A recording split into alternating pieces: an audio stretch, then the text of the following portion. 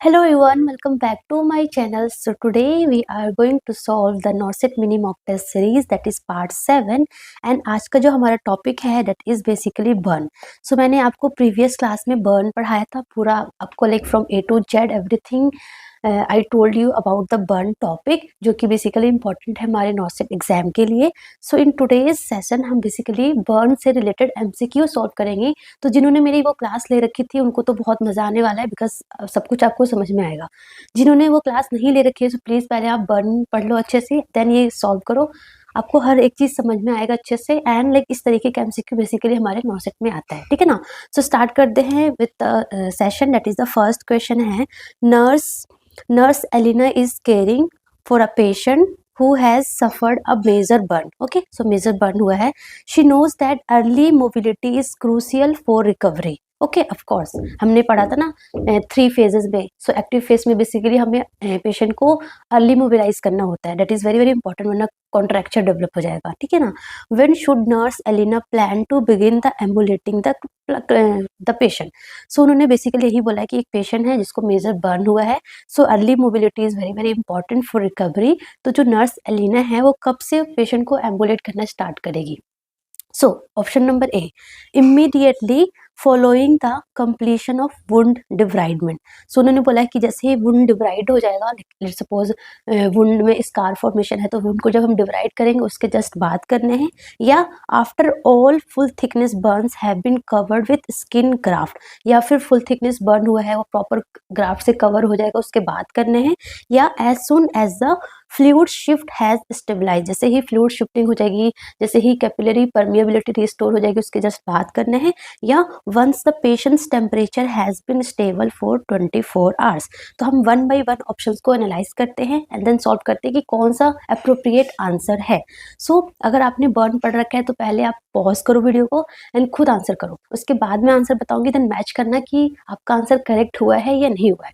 Okay, सो देखो सबसे पहले हमने क्या पढ़ा था, हमने पढ़ा था रिससिटेटिव फेज. 3 फेज था, EAR. 3 फेज थे, इमर्जेंट फेज था, एक्टिव फेज था और रिहेबिलिटेटिव फेज था, राइट. सो इमर्जेंट फेज में हमारा गोल क्या था, हमारा गोल था कि पेशेंट को प्रॉपर लाइक एयरवे मैनेज करना है, पेशेंट को हाइपोवॉल्यूमिक शॉक से बचाना है, एंड जो वाइटल ऑर्गन्स है बेसिकली हार्ट और ब्रेन और किडनी को हमें प्रॉपर क्या बोलते हैं परफ्यूजन करना है. So that's our target in the emergent phase और रिससिटेटिव फेज. एक्टिव फेज में हमारा टारगेट क्या था, एक्टिव फेज में हमारा टारगेट है वाइप. बस आप निमोनिक याद करो.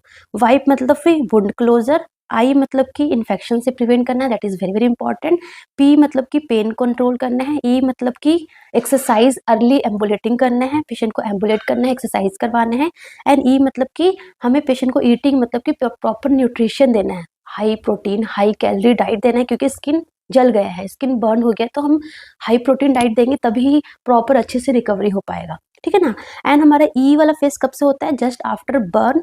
जैसे ही बर्न होगा, बर्न टू प्रॉपर जब फ्लूइड शिफ्टिंग हो जाएगी इन द क्या बोलते हैं कैपिलरीज में, है ना. सो बर्न से लेके कब तक ये फेस रहेगा, टिल जो हमारा कैपिलरी परमिबिलिटी इंक्रीज हो गई थी तो इंटरस्टिशियल कंपार्टमेंट में फ्लूइड शिफ्टिंग हो गया था, वापस से इंट्रावस्कुलर कंपार्टमेंट में फ्लूइड शिफ्ट हो जाएगा.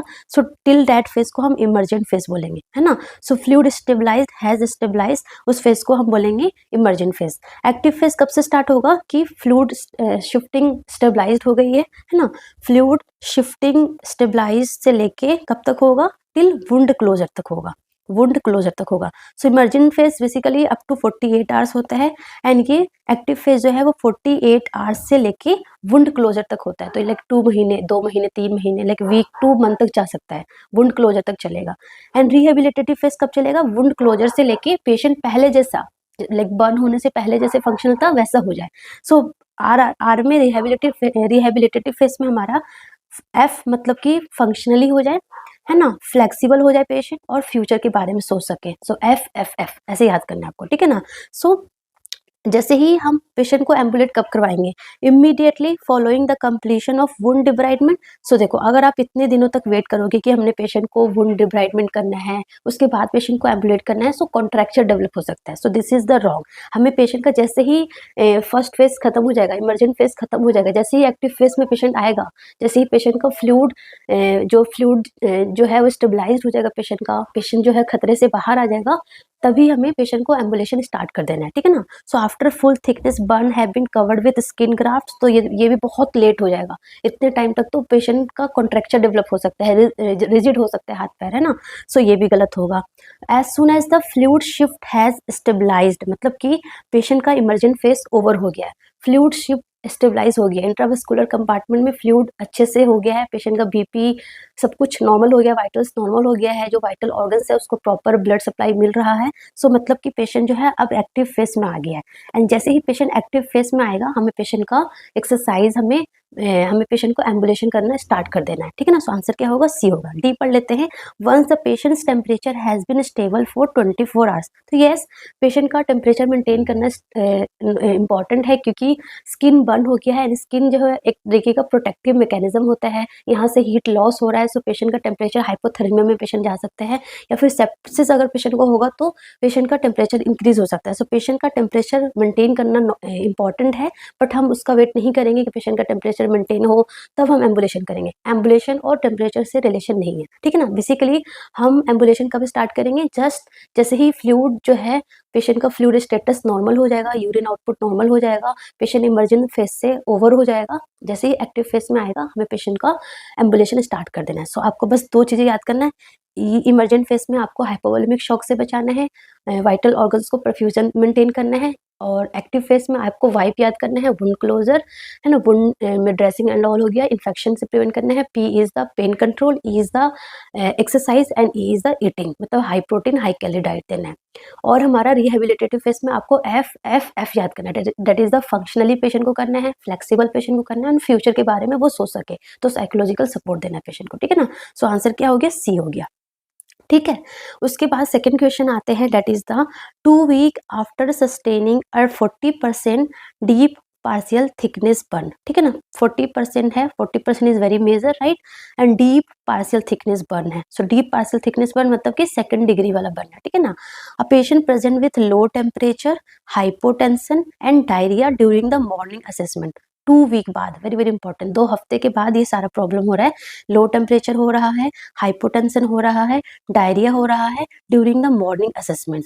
Nurse Sarah recognises the need for immediate intervention, है ना। सी रिकॉग्नाइज की ये सारे सिम्टम्स हो रहे हैं, इमीडिएट इंटरवेंशन करना है। What should nurse Sara do first, तो सबसे पहले वो क्या करेगी, increase the patient's oral fluid intake to prevent dehydration. तो सबसे पहले देखो, 2 हफ्ते के बाद पेशेंट आया है, 2 वीक के बाद आया है, ये सारे अन पेशेंट को सेकंड डिग्री बर्न हुआ है, सेकंड डिग्री डीप वाला बर्न हुआ है, ठीक है ना। एंड किस प्रॉब्लम के साथ है, टेम्परेचर लो हो रखा है, हाइपोटेंशन है, डायरिया हो रखा है, ठीक है ना। सो ये सारा प्रॉब्लम है। तो मतलब कि देखो, पेशेंट किस फेज में है, एक्टिव फेज में है ना, 2 वीक बाद आया, ये सारा प्रॉब्लम है। सो पेशेंट एक्टिव फेज में है, और एक्टिव फेज में सबसे ज्यादा मोस्ट कॉमन कॉम्प्लिकेशन क्या होने के चांसेस होते हैं, सेप्टिक शॉक। मैंने आपको ऑलरेडी बता रखा है, septic shock is the like most common complication या मोस्ट कॉमन कॉम्प्लिकेशन जिसकी वजह से पेशेंट की डेथ होती है, that is the septic shock in the active phase में।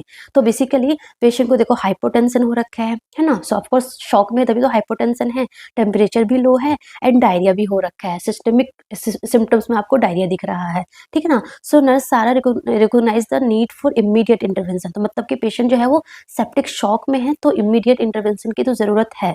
तो सबसे पहले क्या करेगी, increase the patient's oral fluid intake to prevent dehydration.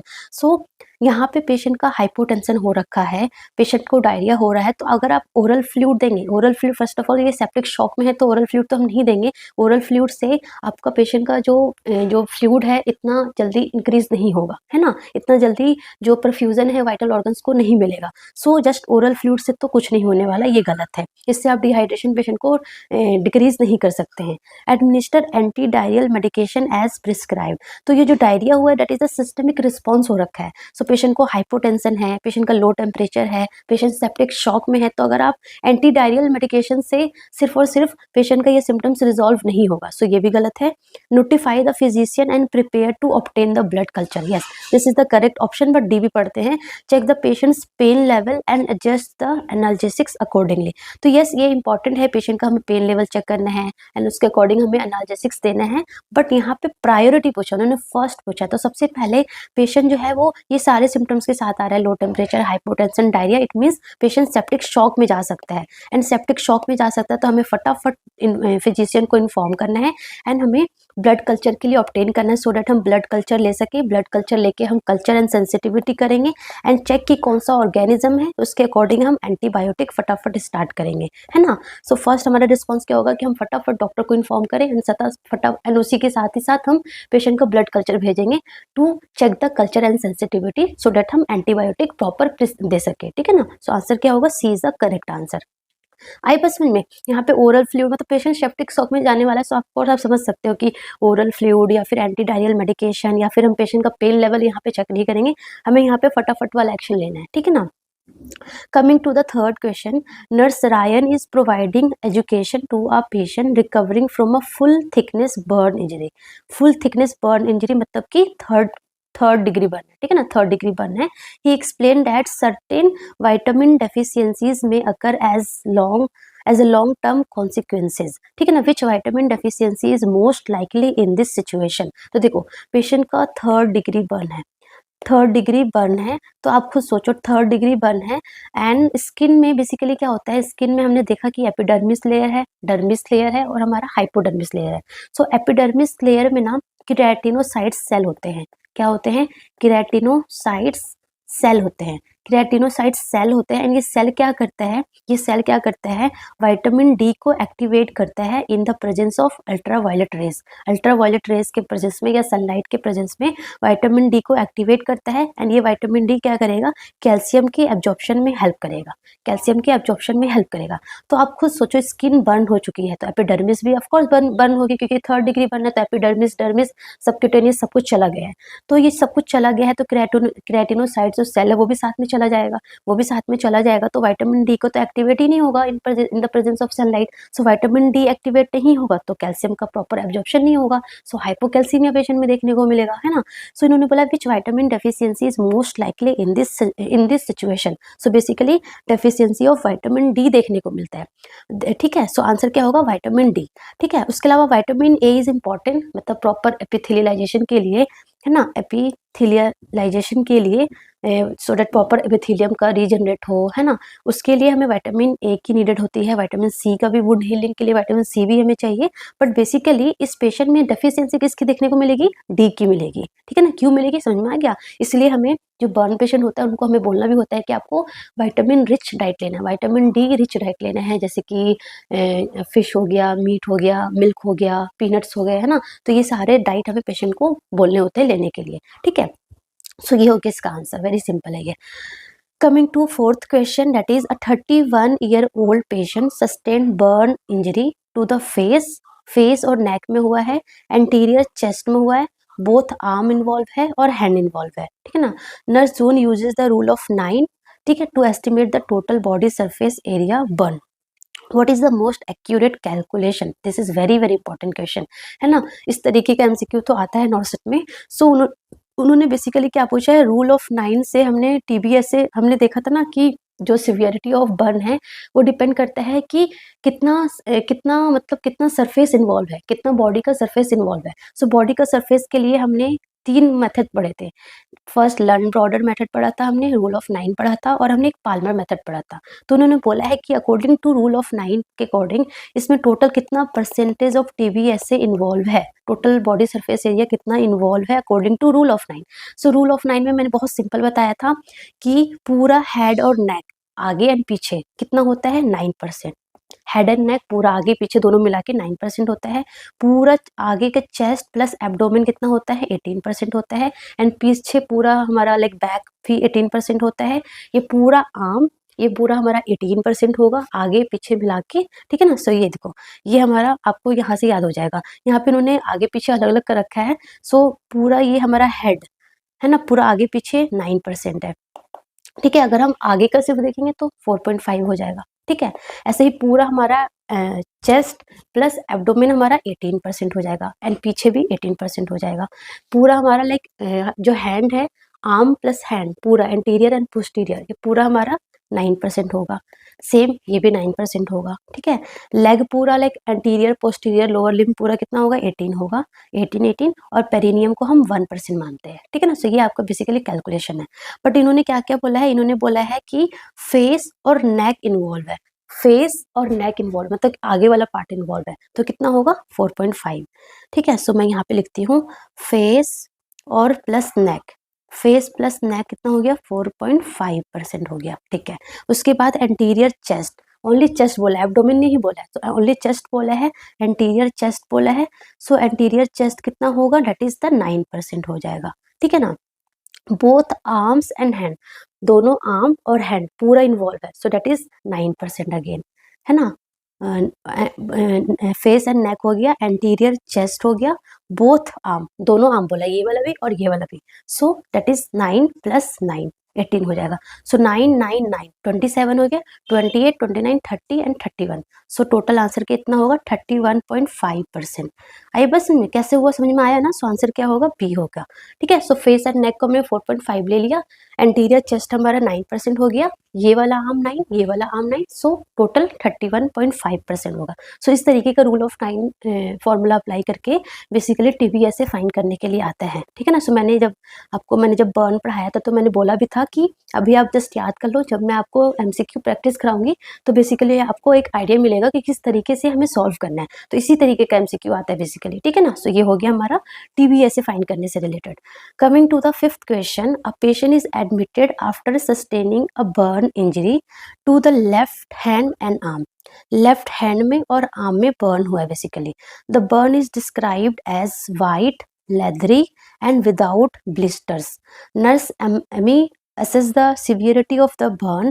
What degree of burn is this? So severity of burn मतलब कि कितना एरिया इन्वॉल्व हुआ है, कितना डेप्थ तक, है ना, कितना डेप्थ तक इन्वॉल्व हुआ है। सो उन्होंने हमें कंडीशन दिया है कि ये कैसा दिख रहा है, वुंड जो एरिया है लेफ्ट हैंड और आर्म इन्वॉल्व है, वो दिख कैसा रहा है, बर्न को उन्होंने डिस्क्राइब कैसे किया है, वाइट लेदरी है, वाइट लेदरी है प्लस ब्लिस्टर नहीं है, ब्लिस्टर नहीं है।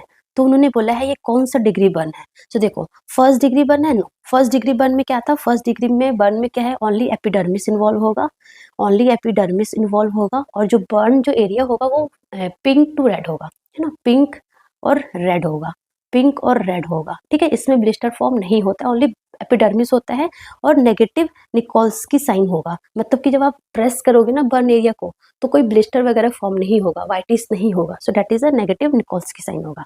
अगर हम थर्ड डिग्री बर्न बोले, सो थर्ड डिग्री बर्न में क्या होता है, एपिडर्मिस प्लस हाइपोडर्मिस, तीनों लेयर इन्वॉल्व होता है, और जो बर्न एरिया होता है वो बेसिकली वाइट पेल, है ना, वेरिंग इन कलर होता है, so like white pale to like brown भी दिखेगा आपको, रेड भी दिखेगा, है ना, क्या बोलते हैं चेरिड कलर भी दिखेगा, तो इस तरीके का बेसिकली कलर होता है वेरिंग इन, और प्लस यहाँ पे ब्लिस्टर भी नहीं होता है, यहाँ पर भी ब्लिस्टर नहीं होता है। ठीक है ना, एंड लेस पेनफुल होता है। ठीक है, लेस पेनफुल होता है। ठीक है, अगर हम फोर्थ डिग्री की बात करें, सो फोर्थ डिग्री में क्या होता है कि एकदम डीपेस्ट लेयर तक चला जाएगा, muscles, bones, tendon, ligaments involve कर देगा, एंड ये कम्प्लीटली ब्लैक कलर होता है ना, ब्लैक होता है, स्कार फॉर्मेशन हो जाता है वहाँ पे। अगर हम सेकंड डिग्री की बात करें, सो यहाँ पे एपिडर्मिस प्लस डर्मिस इन्वॉल्व होता है, एंड ये जो यहाँ पे जो कलर है वो पिंक टू रेड होता है एंड मॉइस्ट होता है, पिंक टू रेड होता है और मॉइस्ट होता है, एंड वेरी वेरी इंपॉर्टेंट यहाँ पे ब्लिस्टर फॉर्म होते हैं, यहाँ पे ब्लिस्टर फॉर्म होते हैं। बट इन्होंने क्या बोला है कि जो एरिया है वाइट लेदरी है एंड विदाउट ब्लिस्टर है, सो ये कौन सा है, that is the third degree burn है। कौन सा है, थर्ड डिग्री बर्न है। आंसर क्या होगा, बी होगा, क्योंकि मैंने थर्ड डिग्री बर्न में मैंने क्या बताया कि एपिडर्मिस, डर्मिस, हाइपोडर्मिस इन्वॉल्व होगा, जो बर्न एरिया होगा वाइट, पेल, ब्राउन, रेड, चेरिड कलर होगा, और ब्लिस्टर नहीं होगा वहां पे, सो वही है, विदाउट ब्लिस्टर है एंड वाइट लेदरी है, so answer is the third degree burn है ये। ठीक है, देखो ये हमारा नॉर्मल स्किन है, this is the normal skin. ठीक है, this is the normal skin, ये हमारा फर्स्ट डिग्री बर्न है, ये हमारा सेकंड डिग्री बर्न है, देखो ब्लिस्टर फॉर्म है। ठीक है, पिंक टू रेड कलर है, एंड ये हमारा थर्ड डिग्री बर्न है। चेरिड कलर है, व्हाइट पेल दिखेगा आपको, ब्राउन कलर भी दिख सकता है, रेड कलर भी दिख सकता है। बेसिकली यहाँ पे ब्लिस्टर नहीं होगा, है ना। एंड ये हमारा 4th डिग्री बर्न है, ये हमारा 4th डिग्री बर्न है, ठीक है। सो ये ऐसे आपको याद रखना है। Coming to the 6th question, nurse Patel is evaluating a patient's respiratory status, ठीक है, to confirm the adequacy of the patient's current respiratory function, which assessment finding is most indicative of effective ventilation and gas exchange? Very important question. देखो basically मतलब मैं आपको बोलती हूँ ना कि हमने कॉन्सेप्ट्स क्लियर कर लिया, बट अनटिल एंड अनलेस आप एमसीक्यू प्रैक्टिस नहीं करोगे तो आपको नहीं समझ में आएगा कि आपने एग्जाम में कैसे चीज़ें कर पाओगे। Because exam is all about the MCQ. MCQ है ना, आपको वही एबिलिटी, वही आपको क्या बोलते हैं एबिलिटी आपको सीखना है कि जो भी आपने पढ़ा है, जो भी कॉन्सेप्ट्स पढ़ा है, उसको बेसिकली यूटिलाइज कैसे करना है, अप्लाई कैसे करना है इन सॉल्विंग द एमसीक्यू, ठीक है ना। कॉन्सेप्ट सब पढ़ लेते हैं बट उसको अप्लाई कैसे करना है वो सब नहीं कर पाते हैं। एंड वो अगर सीख लोगे आप तो आपका एग्जाम क्रैक हो जाएगा, ठीक है। सो आपने बन पढ़ा है, बन सब पढ़ के जाएंगे, बट बन के एमसीक्यू वहाँ पे वही कर पाएगा जो पहले से प्रैक्टिस करके जाएगा। तो practice is very very important, ठीक है। सो उन्होंने बोला है कि एक पेशेंट है, ठीक है, patients respiratory status, nurse Patel is evaluating the patients respiratory status, वो इवेल्युएट कर रही है to confirm the adequacy of the patient's current respiratory function, which assessment finding is most indicative of effective ventilation, very important, ventilation and gas exchange। तो उन्होंने बोला है कि वो रेस्पिरेटरी स्टेटस असेस कर रही है नर्स पटेल, बट कौन सी फाइंडिंग, कौन सा असेसमेंट इनमें से इफेक्टिव बताएगा वेंटिलेशन एंड गैस एक्सचेंज की, पेशेंट के अंदर वेंटिलेशन गैस एक्सचेंज प्रॉपर हो रहा है। So what do you understand by the ventilation perfusion या ventilation gas exchange? So ventilation gas exchange का मतलब यही है कि ये हमारा लेट सपोज कैपिलरीज है, ये हमारा एल्वियोलाई है ना। सो ये एल्वियोलाई है तो यहाँ पे हमारा ऑक्सीजन होगा, ठीक है, यहाँ पे ऑक्सीजन होगा। ये हमारा ब्लड है, सो ब्लड में हमारा CO2 आया है, पूरे ऑर्गन से ब्लड आया है, CO2 लेकर आया है। अब CO2 लेके आया है तो ये ब्लड क्या चाहता है, ये ब्लड चाहता है कि मुझे जो एल्वियोलाई है, ये एल्वियोलाई क्या करे, ये ऑक्सीजन मुझे दे दे, तो ब्लड के अंदर ऑक्सीजन आ जाए और मेरा CO2 ये ले ले एंड ये CO2 को बाहर डाल दे, है ना। सो that is the ventilation perfusion, proper perfusion हो जाएगा, वेंटिलेशन परफ्यूजन हो जाएगा, मतलब कि ब्लड को ऑक्सीजन मिल जाएगा एंड जो CO2 है वो प्रॉपर एल्वियोलाई में चला जाएगा एंड वो बाहर चला जाएगा, है ना। सो ये इसको हम बोलेंगे प्रॉपर वेंटिलेशन परफ्यूजन हो रहा है। अगर प्रॉपर ऑक्सीजन का एक्सचेंज हो रहा है, CO2 बाहर एक्सपेल हो रही है, मतलब कि वेंटिलेशन परफ्यूजन नॉर्मल है। एंड ये किससे पता चलेगा? ऑफ कोर्स एक तो हमारा एबीजी से पता चलता है, एक तो हमारा एबीजी से पता चलता है जो कि हम आर्टेरियल ब्लड लेते हैं, चेक करते हैं। सेकंड हमारा SpO2 से भी पता चलता है। SpO2 क्या है? SpO2 क्या है? That is nothing, it is की कितना परसेंटेज ऑफ ऑक्सीजन, कितना परसेंटेज ऑफ ऑक्सीजन जो है वो, सॉरी, कितना परसेंटेज ऑफ हीमोग्लोबिन जो है वो ऑक्सीजन के साथ बाइंड है इन द ब्लड। ब्लड में कितना हीमोग्लोबिन ऑक्सीजन के साथ बाइंड है। तो ब्लड में जो हीमोग्लोबिन है वो ऑक्सीजन के साथ बाइंड कब होगा? जब ब्लड में ऑक्सीजन होगा। अगर ब्लड में ऑक्सीजन ही नहीं होगा, ये जो ब्लड यहाँ पे आया, अगर ब्लड में ऑक्सीजन ही नहीं आएगा, तो जब ऑक्सीजन ही नहीं आएगा तो ब्लड में जो हीमोग्लोबिन है वो ऑक्सीजन के साथ बाइंड कैसे करेगा, है ना। सो हीमोग्लोबिन जो है वो ऑक्सीजन के साथ बाइंड जब भी कर पाएगा जब वेंटिलेशन परफ्यूजन प्रॉपर होगा, ठीक है ना। सो मतलब कि SpO2 प्लस ABG बेसिकली क्या बताएगा? वेंटिलेशन परफ्यूजन प्रॉपर हो रहा है कि नहीं हो रहा है। तो हम कौन सा पैरामीटर असेस करेंगे? फर्स्ट इन्होंने बोला है कि पेशेंट्स ऑक्सीजन सैचुरेशन इज 97%। तो यस, सैचुरेशन जो है बेसिकली हमारा 92 या 95 से समझ लो आप, 95 टू 100% होना चाहिए। 95 टू 100% है, मतलब कि प्रॉपर जो है हीमोग्लोबिन ऑक्सीजन के साथ बाइंड है इन द ब्लड, है ना, मतलब कि सैचुरेशन नॉर्मल है, वेंटिलेशन परफ्यूजन नॉर्मल चल रहा है, ठीक है ना। सो 97 इज नॉर्मल। सो यस, ये हो सकता है असेसमेंट। सेकंड पढ़ लेते हैं, the patient exhibits unrestricted chest wall movement during respiration. तो ये हमें प्रॉपर वेंटिलेशन परफ्यूजन ही बताएगा। पेशेंट अगर अनरेस्ट्रिक्टेड चेस्ट वॉल मूवमेंट हो रहा है ड्यूरिंग रेस्पिरेशन, मतलब कि पेशेंट का एयरवे पेटेंट है, पेशेंट का एयरवे पेटेंट है, पेशेंट्स के जो फंक्शनली कोई ऑब्स्ट्रक्शन नहीं है, कोई एयरवे ऑब्स्ट्रक्शन नहीं है, ये बताएगा। बट वेंटिलेशन परफ्यूजन प्रॉपर है कि है नहीं है, ये हमारा चेस्ट वॉल मूवमेंट नहीं बताता है, ठीक है ना। जैसे कि लेट सपोज आप पल्मोनरी एम्बोलिज्म ले लो, पल्मोनरी एम्बोलिज्म ले लो या फिर पल्मोनरी एडीमा ले लो। सो इनमें क्या होता है कि चेस्ट वॉल मूवमेंट प्रॉपर होगा, बट यहाँ पे वेंटिलेशन परफ्यूजन प्रॉपर नहीं होता है ना। सो ये हमें एग्जैक्टली हमें ventilation perfusion, ventilation gas gas exchange नहीं बताएगा। अगर अनरेस्ट्रिक्टेड चेस्ट वॉल मूवमेंट है मतलब कि पेशेंट का एयरवे पेटेंट है, एयरवे ब्रीदिंग नॉर्मल हो रहा है पेशेंट में, ठीक है ना। सो ये हमारा गलत हो गया।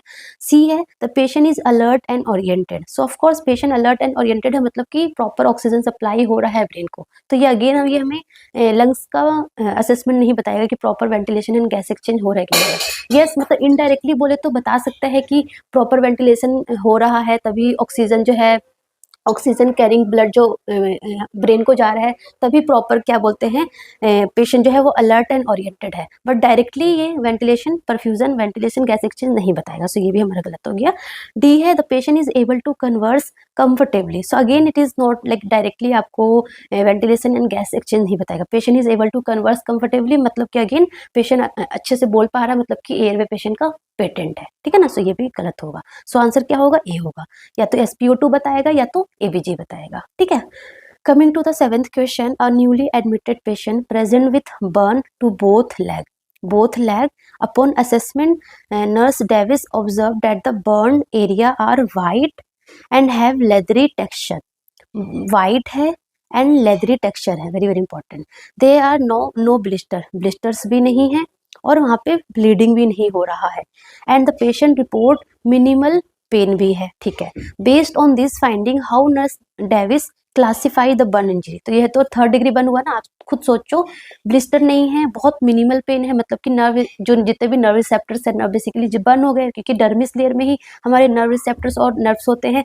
तो इसमें एपिडर्मिस, डर्मिस और हाइपोडर्मिस सब कुछ जल चुका होता है। सो जो बर्न एरिया है वो वाइट लेदरी टेक्सचर है, नो ब्लिस्टर है, साइन ऑफ ब्लीडिंग भी नहीं है और मिनिमल पेन हो रहा है। सो मतलब 3rd डिग्री बर्न है, पढ़ के समझ में आ जाएगा। So based on this finding how should nurse Davis classify the burn injury. तो क्या आप क्लासिफाई करोगे? सुपरफिशियल बर्न क्या होता है? 1st डिग्री बर्न होता है। सो ये तो बिल्कुल नहीं है, ये तो बिल्कुल गलत हो गया। सुपरफिशियल पार्शियल थिकनेस बर्न और डीप पार्शियल थिकनेस बर्न। सो ये दोनों हमारा क्या है? 2nd डिग्री बर्न है। ये दोनों हमारा 2nd डिग्री बर्न है, ठीक है ना। सो क्योंकि मैंने 2nd डिग्री में आपको मैंने 2 क्लासिफिकेशन बताया था। एक हमारा सुपरफिशियल पार्शियल था जिसमें एपिडर्मिस और डर्मिस इन्वॉल्व था, और ये हमारा डीप पार्शियल थिकनेस में क्या था? एपिडर्मिस प्लस डीप डर्मिस तक, डर्मिस के एकदम डीप लेयर तक इन्वॉल्व था वो, ठीक है ना। सो ये भी हमारा, ये दोनों हमारा 2nd डिग्री बर्न है। तो 2nd डिग्री बर्न में तो ब्लिस्टर फॉर्म होता है, यहाँ पे उन्होंने बोला था no blister formation. Full thickness burn, so full thickness burn कौन सा है? 3rd डिग्री बर्न है, 3rd डिग्री बर्न है। सो 3rd डिग्री बर्न बेसिकली ये सारा जो कैरेक्टरिस्टिक्स फाइंडिंग है वो 3rd डिग्री बर्न का है। एंड 4th डिग्री बर्न क्या होता है? डीप फुल थिकनेस बर्न होता है। सो ये हमारा 3rd डिग्री बर्न है, ठीक है। सो आंसर क्या होगा? आंसर होगा डी, आंसर होगा हमारा डी, फुल थिकनेस बर्न, ठीक है। आई बस मतलब आपको समझ में आना चाहिए जो डिग्री ऑफ बर्न है ना, 1st degree, 2nd degree, 3rd degree, 4th degree, किसी भी तरीके से पूछ सकते हैं। रूल ऑफ 9 हो गया, पार्कलैंड फॉर्मूला हो गया, ये फेजेस ऑफ बर्न मैनेजमेंट हो गया, पैथोफिजियोलॉजी, सब कुछ बहुत इंपॉर्टेंट है। बेसिकली मैंने जो बर्न पढ़ाया है उसमें आपको मैंने बेसिकली बस पॉइंट जो बहुत ज़्यादा इंपॉर्टेंट है, जिससे MCQ हर बार आता है, वही चीज़ें मैंने सिर्फ आपको पढ़ाई है, सो डैट आपका टाइम पास ना हो, आप लाइक बहुत ज़्यादा एक्सेस ना पढ़ पाओ। जो आपके लिए बहुत ज़्यादा इंपॉर्टेंट है वही चीज़ें हैं। तो प्लीज़ आप बर्न वाली क्लास ज़रूर लो, ज़रूर पढ़ो, बहुत इंपॉर्टेंट है। एंड इससे एक MCQ तो कंफर्म है। बर्न हो गया, शॉक हो गया, फ्रैक्चर हो गया, ये कुछ टॉपिक बहुत ज़्यादा इंपॉर्टेंट है, ठीक है।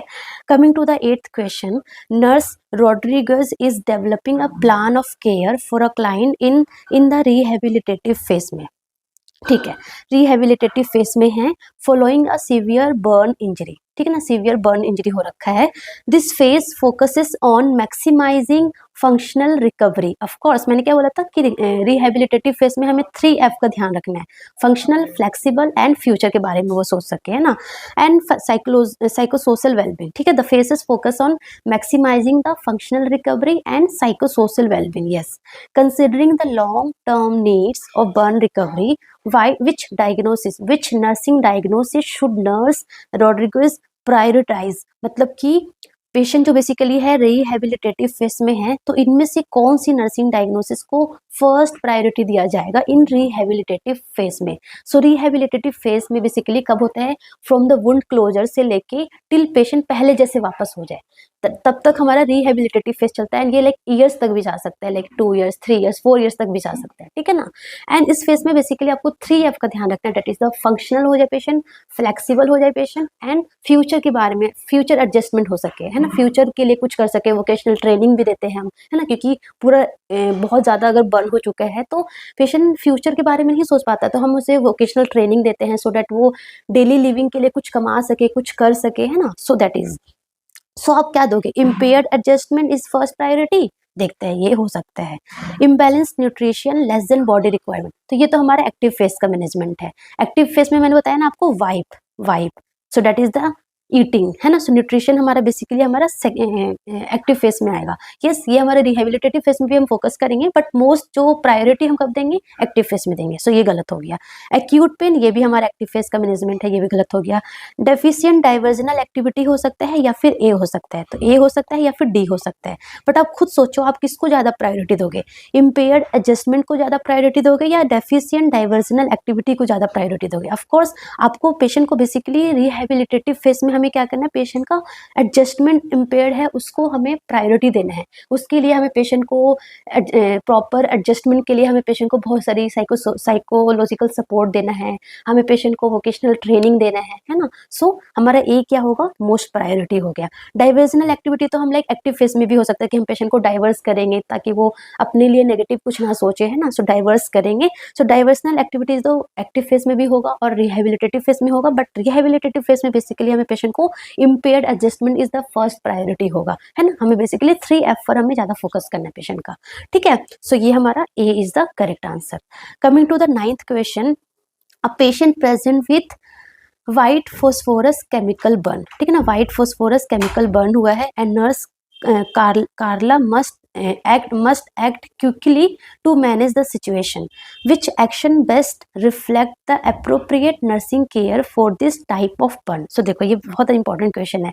इन्होंने बोला है कि पेशेंट को ना व्हाइट फॉस्फोरस केमिकल बर्न हुआ है, ठीक है। एंड वेरी इंपॉर्टेंट ये याद रखो कि व्हाइट फॉस्फोरस ना बहुत ज्यादा लाइक जैसे ही इसको ऑक्सीजन मिलेगा फटाफट बर्न हो सकता है। सो इट इज लाइक बहुत ज्यादा एक्सटिंग्विश होती है ये।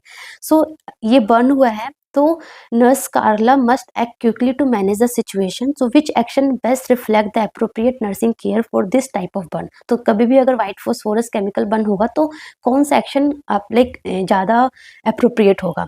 Wash the chemical off using warm water then follow with flush of cool water. ये तो कॉन्ट्रा इंडिकेटेड है। देखो कभी भी अगर व्हाइट फॉस्फोरस केमिकल बर्न हुआ है तो आप लाइक अगर केमिकल बर्न हुआ है तो कभी भी आप ऐसे वार्म वाटर या फिर कूल वाटर नहीं देते। Warm water and cool water is Contra indicated, ठीक है ना। सो ये गलत हो गया। alternate between applying water and ice to the burn site. So applying ice is also the contraindicated in the burn injury. So ये भी गलत हो जाएगा।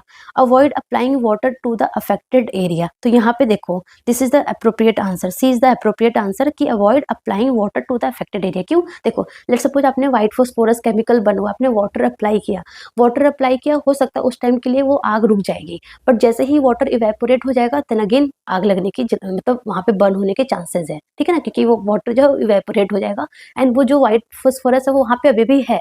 सो अगेन वो ऑक्सीजन के कांटेक्ट में आएगा तो बर्न हो सकता है, ठीक है ना। So avoid applying water to the affected area. D क्या बोला है, immediately rinse the skin thoroughly with running water from a shower hose और फॉसेट। तो ये भी हम नहीं करते हैं केमिकल बर्न में। व्हाइट फॉस्फोरस केमिकल बर्न में अगर अपने रनिंग वाटर से भी अपने शावर या हॉस फॉसेट से अपने क्या बोलते हैं अपने स्किन को थ्रूली वॉश किया तो वो व्हाइट फॉस्फोरस जो चिपका हुआ है वो प्रॉपर नहीं भी हट सकता है, या फिर हो सकता है कि और ज़्यादा एक्सटेंसिव डैमेज हो सकता है with the water. So basically अगर व्हाइट फॉस्फोरस केमिकल बर्न होता है तो हमें क्या करना होता है, सिंपल है कि फोर्सेप्स वगैरह से अगर आपको जो पार्टिकल्स दिख रहा है व्हाइट फॉस्फोरस का उसको रिमूव कर दो विद द फोर्सेप्स, हाथ से नहीं with the forceps. And then क्या करना है हमें, नॉर्मल सलाइन शोक्ड जो गॉस पीस होता है उससे हमें कवर करके रखना है, सो डेट लाइक स्किन जो है वो बाहर ऑक्सीजन से कांटेक्ट ना हो और फिर वहाँ पे आग ना लगे, वहाँ पे बर्न ना हो, ठीक है। उसके बाद हमें आगे मैनेजमेंट के लिए हमें प्रोसेस स्टार्ट करना है। तो बेसिकली हमें फोर्सेप्स से जितना विजिबल पार्टिकल्स है उसको हटाना है। Normal saline gauze soaked with normal saline gauze हमें वहाँ पे अप्लाई करना है, ठीक है ना। सो ये हमारा अप्रोप्रिएट मैनेजमेंट होता है इन व्हाइट फॉस्फोरस केमिकल बर्न में। सो आंसर क्या होगा, सी होगा। According to the option answer C होगा, ठीक है ना। 10th क्वेश्चन है, after a house fire nurse assess a burn patient. Nurse Anna assess a burn patient for sign of carbon monoxide poisoning. Which clinical finding should alert her to his possibility? तो देखो carbon monoxide मैंने poisoning बताया था. Carbon monoxide poisoning में क्या होता है कि जैसे ही कार्बन मोनोक्साइड इनहेल करते हैं तो कार्बन मोनोक्साइड की हीमोग्लोबिन के साथ बहुत ज़्यादा प्यार है. वो क्या करेगा, हीमोग्लोबिन क्या करेगा, जैसे ही कार्बन मोनोक्साइड को देखेगा ना, वो ऑक्सीजन को हटा देगा, बोलेगा भाई तू जा, अब मैं कार्बन मोनोक्साइड के साथ बाइंड कर लूंगा. ठीक है ना. सो जैसे ही कार्बन मोनोक्साइड आएगा तो हीमोग्लोबिन जो है वो कार्बन मोनोक्साइड के साथ बाइंड कर लेगा. लाइक 150 to 200 टाइम्स ज़्यादा एफिनिटी है देन ऑक्सीजन से. तो ऑफकोर्स ऑक्सीजन को वो हटा देगा और कार्बन मोनोक्साइड के साथ बाइंड कर लेगा. एंड मतलब कि कार्बन मोनोक्साइड और हीमोग्लोबिन दोनों बाइंड कर लेंगे एंड देन क्या बनाएंगे, कार्बोक्सी हीमोग्लोबिन बनाएंगे. अब ये कार्बोक्सी हीमोग्लोबिन बना लेंगे, बना तो लिया, एंड ये कार्बोक्सी हीमोग्लोबिन मतलब हमारे ब्लड में अब हो गया. In spite of oxy haemoglobin क्या आ गया है, कार्बोक्सी हीमोग्लोबिन हो गया है. सो जिसकी वजह से क्या होगा, मतलब ब्रेन को प्रॉपर ऑक्सीजन नहीं मिलेगा. सो ब्रेन में लाइक आपको ड्रॉजी, डिसओरिएंटेड सा लगेगा, कार्डियक आउटपुट कम हो जाएगा, टैकीकार्डिया होगा, लंग्स में प्रॉपर ऑक्सीजन नहीं मिलेगा तो टैकीप्निया होगा. ठीक है ना. एंड वेरी इंपॉर्टेंट, जो स्किन है ना, स्किन कैसा हो जाएगा, एकदम रेड कलर हो जाएगा. जो म्यूकस मेम्ब्रेन है, जो स्किन है, वो एकदम ऐसे रेड अपीयरेंस होगा क्योंकि कार्बोक्सी हीमोग्लोबिन की वजह से, है ना, रेड अपीयरेंस होता है. एंड इसका जो ट्रीटमेंट है दैट इज द, हमें 100% ऑक्सीजन देना होता है with non rebreather mask. That is the treatment for carboxyhaemoglobin. ठीक है. तो अब हम पढ़ते हैं कि which clinical finding should alert her to his possibility. First, carbon particles observe in the patient sputum. तो क्लिनिकल फाइंडिंग पूछा तो carbon particle observe in the patient sputum. Yes, हो सकता है अगर पेशेंट ने कार्बन मोनोक्साइड इनहेल किया है, कार्बन स्पूटम में दिख सकता है, but it is not the clinical finding कि हाँ पेशेंट को कार्बोक्सी हीमोग्लोबिन, मतलब पेशेंट को कार्बोक्सी हीमोग्लोबिन है, पेशेंट को कार्बन मोनोक्साइड पॉइजनिंग ही है. सो ये कंफर्म नहीं करता है ना. उन्होंने बोला कि कार्बन मोनोक्साइड पॉइजनिंग कौन सा क्लिनिकल फाइंडिंग जो है वो कंफर्म करेगा. सो कार्बन पार्टिकल्स पेशेंट के स्पूटम में दिख रहा है तो हो सकता है वो और भी कोई कार्बन इनहेल कर लिया हो, सो इनहेलेशनल इंजरी हो रखी हो, बट ये नहीं कंफर्म कर रहा है कि कार्बन मोनोक्साइड पॉइजनिंग ही है. सो ये गलत हो गया. B is the expiratory stridor and the nasal flaring. तो हो सकता है कि इनहेलेशनल इंजरी हुई होगी तो अपर एयरवे जो ऑब्स्ट्रक्शन हुआ होगा, एंड अपर एयरवे ऑब्स्ट्रक्शन की वजह से मतलब म्यूकोजल एडीमा हो गया होगा या फिर अपर एयरवे ऑब्स्ट्रक्शन हो गया होगा, उसकी वजह से स्ट्राइडर एंड नेजल फ्लेयरिंग होगा. But again this sign is not confirmatory for the carbon monoxide poisoning. C क्या बोला है, bright cherry red appearance of the mucous membrane. तो यस, ये होता है हमारा कार्बन मोनोक्साइड पॉइजनिंग में, ये होता है. सो ये हम करते हैं. डी है पल्स ऑक्सीमीटर रीडिंग ऑफ 80%. तो देखो कार्बोक्सी हीमोग्लोबिन हो या फिर ये हमें ये डिफरेंशिएट नहीं करेगा. बेसिकली अगर कार्बोक्सी हीमोग्लोबिन होता है बॉडी में फॉर्म तो सैचुरेशन अप्रॉक्स नॉर्मल ही दिखता है, 90-100 तक ही दिखता है. ठीक है ना. सो सैचुरेशन जो है वो 80% है, SpO2 जो है वो 80% है. तो ये डिफरेंशिएट नहीं कर पाएगा कि ये कार्बोक्सी हीमोग्लोबिन की वजह से या ऑक्सी हीमोग्लोबिन की वजह से है. सो ये लाइक कंफर्मेटरी डायग्नोसिस तो नहीं है, कंफर्मेटरी फाइंडिंग तो नहीं है. कंफर्मेटरी फाइंडिंग क्या होगा कि पेशेंट ड्रॉजी होगा, डिसोरिएंटेड होगा, सेंसोरियम अल्टर्ड होगा, बीपी कम होगा, टैकीकार्डिया होगा, टैकीप्निया हुआ, है ना. Skin very very important, skin जो है वो ब्राइट चेरी रेड अपीयरेंस होगा. सो ये सारे हमारे कंफर्मेटरी साइन है फॉर कार्बन मोनोक्साइड पॉइजनिंग. तो आंसर क्या होगा, सी. एंड ट्रीटमेंट आप क्या दोगे, 100% ऑक्सीजन दोगे विथ नॉन रिविदर मास्क. ठीक है. 11th क्वेश्चन पढ़ते हैं. Nurse Rodriguez is carefully monitoring Tom, a 42-year-old industrial worker who suffered extensive burn in a workplace accident. ठीक है ना. सो उसको एक्सटेंसिव बर्न हुआ है. As he received critical fluid resuscitation in the burn unit, she knows precise fluid management could mean the difference between life and death. Yes. तो इन्होंने basically ये बोला है कि एक्सटेंसिव बर्न हुआ है वर्क प्लेस पे, एंड उसको ऑफकोर्स बर्न हुआ है तो फ्लूइड रिससिटेशन देते हैं हम इमरजेंट फेस में, रिससिटेटिव फेस में, तो वो दिया जा रहा है. तो she knows precise fluid management को बहुत इंपॉर्टेंट है. अगर आपने प्रिसाइजली फ्लूइड मैनेज नहीं किया तो वो डेथ हो सकती है. ठीक है ना. सो अगर हम फ्लूइड मैनेजमेंट कर रहे हैं तो इसमें से कौन सा इंडिकेटर बताएगा कि हाँ पेशेंट में प्रॉपर फ्लूइड मैनेजमेंट हो रहा है, प्रॉपर फ्लूइड रिससिटेशन हो रहा है, वो कौन सी फाइंडिंग है. Body temperature reading consistently within a normal physiological range. So देखो मैंने आपको जब पढ़ाया था इमर्जेंट फेज, तो मैंने क्या बोला था कि urine output is the most reliable method, most reliable method जो है, most reliable method of fluid resuscitation, है ना। दैट इज कि 50 to 100 ml पर आवर अगर पेशेंट का यूरिन आउटपुट आ रहा है, दैट मीन्स कि जो फ्लूइड रिससिटेशन है वो प्रॉपर है, प्रॉपर जो है बॉडी में परफ्यूजन हो रखा है, जो वाइटल ऑर्गन्स है प्रॉपर परफ्यूजन हो रहा है, प्रॉपर क्या बोलते हैं ऑर्गन्स को ब्लड मिल रहा है, किडनी को, ब्रेन को, लंग्स को, हार्ट को। So urine output is the most reliable method, ठीक है ना। सो इन्होंने बोला है कि body temperature reading consistently within normal physiological range, so body temperature is not reliable method. Yes, indirectly बोले तो हो सकता है, बट बॉडी टेम्परेचर बहुत सारी चीज़ों से इम्पैक्ट पड़ेगा। बर्न हुआ है, उसका पूरा लाइक क्या बोलते हैं, स्किन बर्न हो चुका है, सो बॉडी टेम्परेचर जो है वो डायरेक्टली आपको फ्लूइड स्टेटस नहीं बताएगा, ठीक है ना।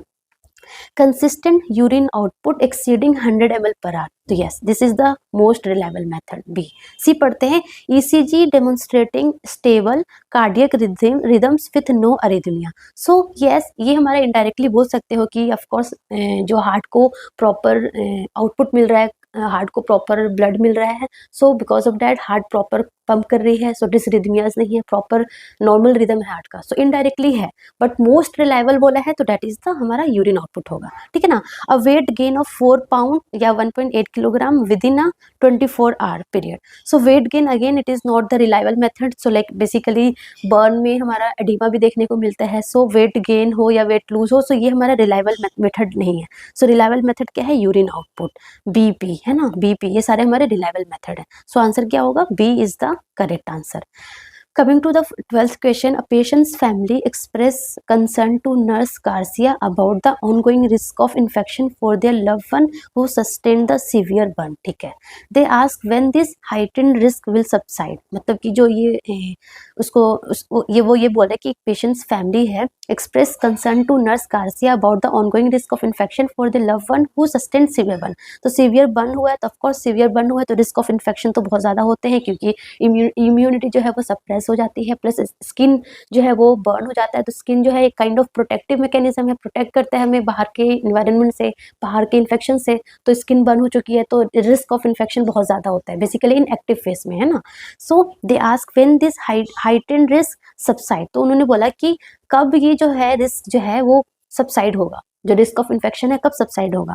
What is the nurse Garcia's most appropriate response to address their concern, तो नर्स गार्सिया का मोस्ट अप्रोप्रिएट आंसर क्या होगा, the risk decreases once the patient, देखो हमने बताया था इमर्जेंट फेज, एक्टिव फेज और resuscitative phase. So active phase में सबसे ज़्यादा चांस होता है रिस्क ऑफ इन्फेक्शन का, और एक्टिव फेज कब से कब तक रहता है, फ्लूइड स्टेबलाइज से लेके, फ्लूइड स्टेबलाइज तो हो चुका है टिल वुंड क्लोजर तक। सो वुंड क्लोज हो जाएगा, मतलब वुंड क्लोज होने के बाद जो रिस्क ऑफ इन्फेक्शन है वो सबसाइड हो जाता है ना, बेसिकली ये हो इसका मतलब।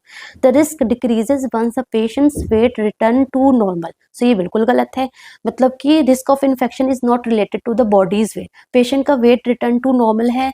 सो ये जो एडिमा फॉर्म होता है, जो कैपिलरी परमेबिलिटी इंक्रीज हो जाती है इन द बर्न पेशेंट में, सो उसकी वजह से पेशेंट का वेट इंक्रीज हो सकता है, सो है ना।